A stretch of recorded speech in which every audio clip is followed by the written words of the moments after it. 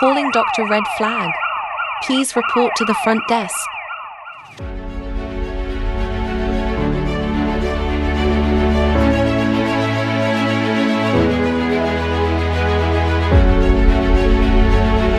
The doctor is ready to see you now.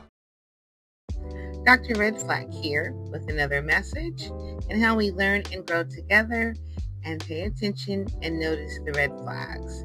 Today's topic is hoarding behavior, how it starts, the red flags, and how to break the cycle.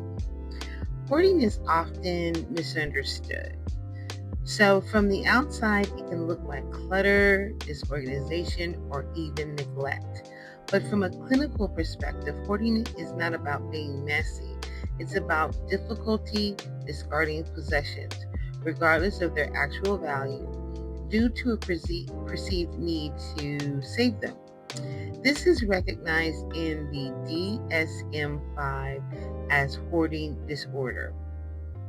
And at its core, it is tied to anxiety, emotional attachment, and impaired decision-making. So how does this begin? For many individuals, hoarding behavior develops as a response to loss, trauma, or instability.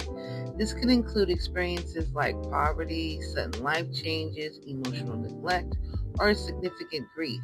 In these situations, objects can begin to represent security, memory, or control.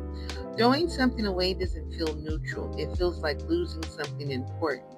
From a psychological standpoint, this is often linked to maladaptive beliefs such as, I might need this later, this could be valuable, this item is connected to a memory I can't lose, if I throw this away, I'm making a mistake.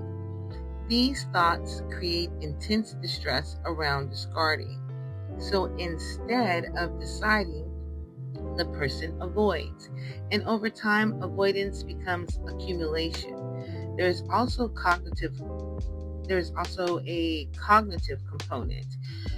Research shows that individuals with hoarding tendencies often experience difficulty with categorization, organization, and decision making. Every item feels equally important. Nothing feels easy to discard, so everything stays. This is reinforced by anxiety reduction. When they keep the item, the anxiety decreases. The relief strengthens the behavior and the cycle continues.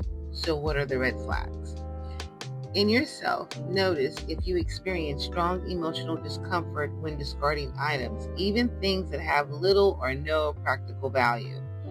Pay attention to excessive accumulation, items piling up without a clear purpose.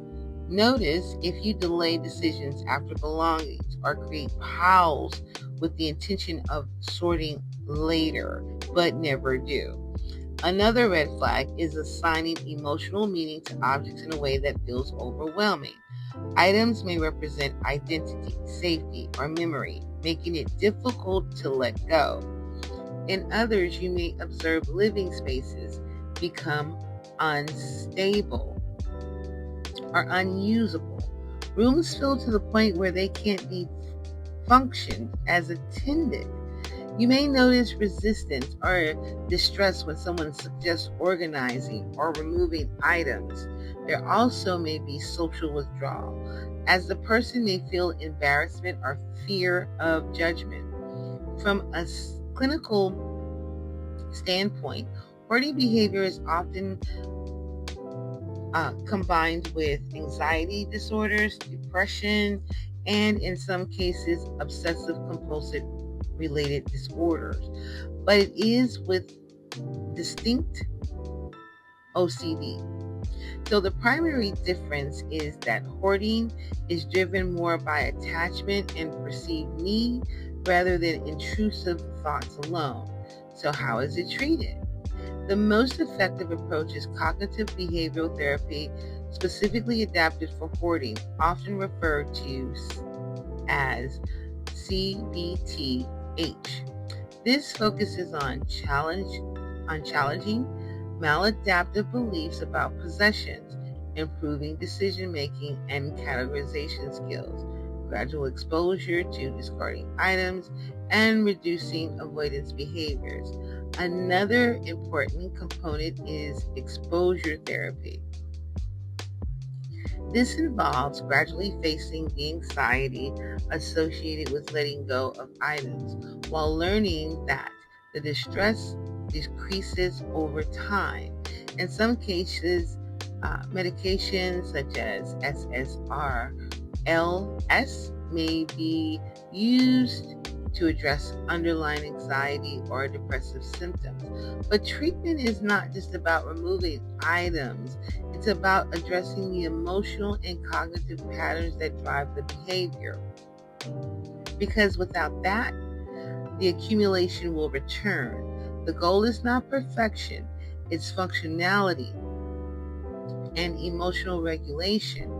Being able to make decisions, being able to tolerate discomfort, and being able to separate identity and safety from physical objects. The most important thing to understand is this: hoarding is not simply about what someone keeps, it's about what they fear losing.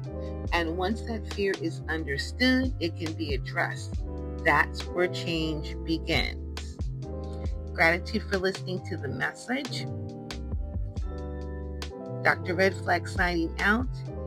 And don't forget the message and notice and pay attention to the red flags.